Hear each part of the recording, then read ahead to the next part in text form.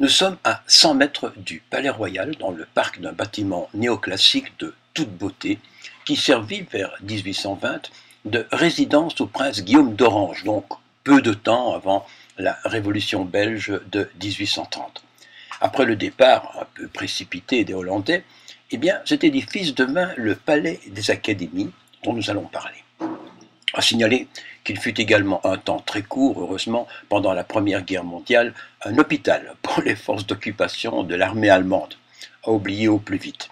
C'est ici donc que loge l'Académie de Belgique, qu'on peut comparer en petit à l'Académie française, encore que celle-ci ne s'occupe pas du dictionnaire, mais plutôt de la défense de notre patrimoine littéraire, tout en aidant souvent financièrement des auteurs, mais aussi des revues.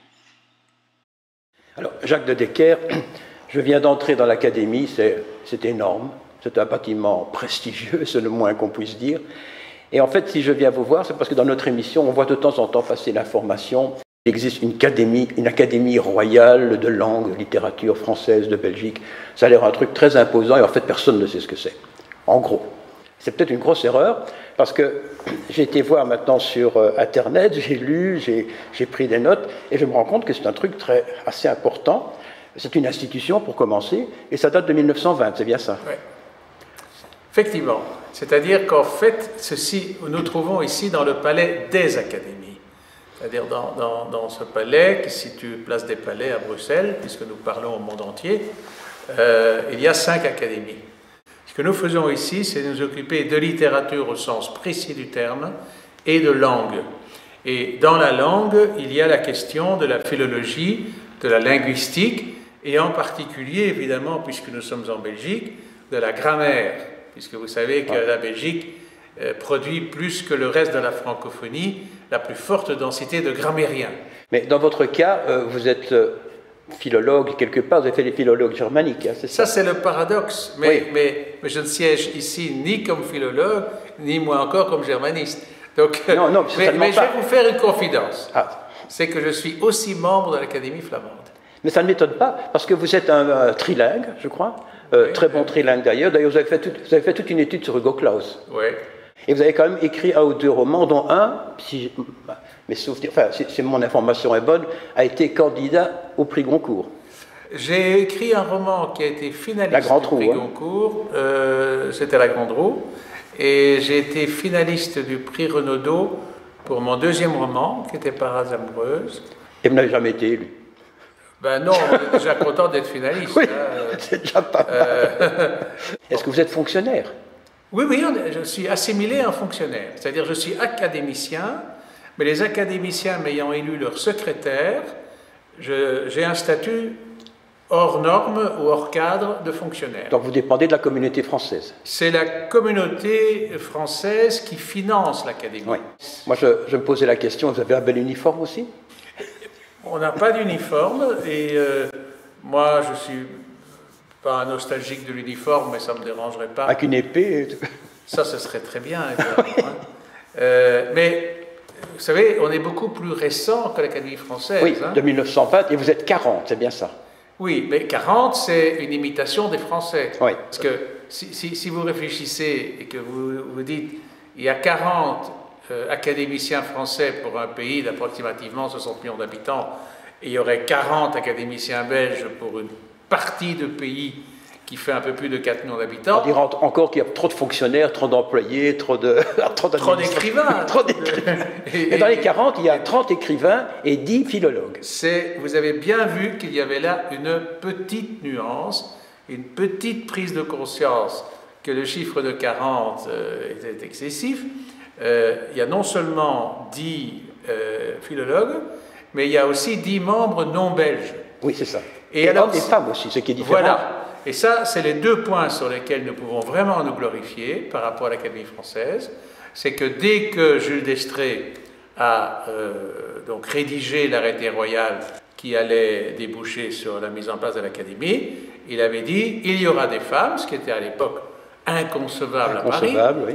Et il y aura des membres non belges. Si je vais dans la rue et que je demande aux gens, vous voyez, ce beau bâtiment là-bas, il y a 40 académiciens là-dedans, ils vont me dire, mais qu'est-ce qu'ils foutent là? Il y a beaucoup plus que 40 académiciens, parce qu'à l'Académie dite des sciences et des arts, il y a 200 membres.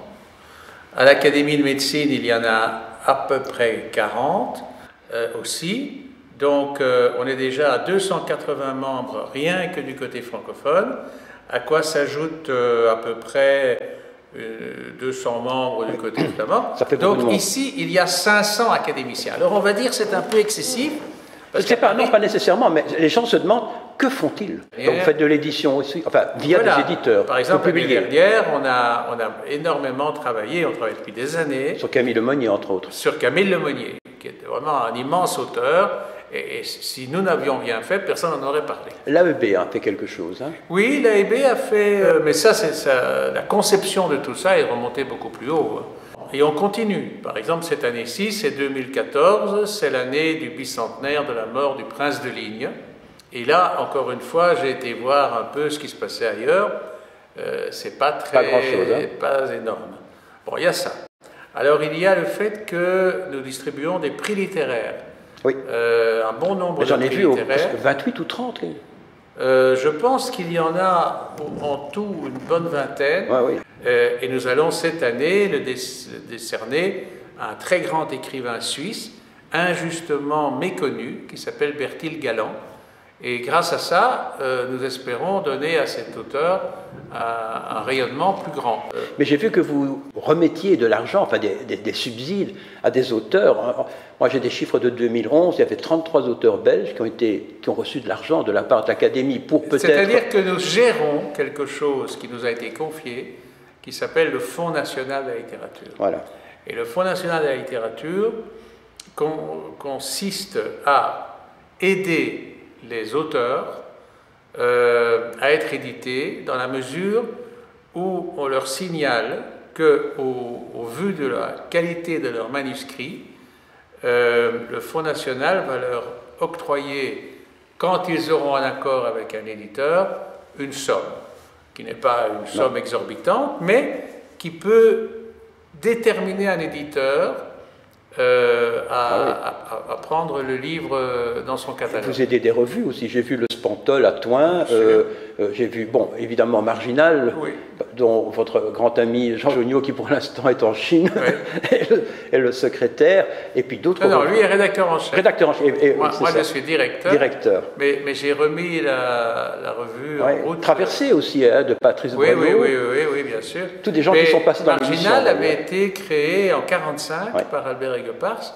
qui est devenu académicien, et auquel j'ai succédé. Nous ne nous occupons pas des dictionnaires. Les Français s'occupent des dictionnaires, mais je répète que du fait même que la Belgique est francophone et a produit les plus célèbres grammairiens contemporains, Grévis, Gauss, Villemay, Hans, etc., notre souci principal dans ce domaine, où on est très écouté, c'est la grammaire.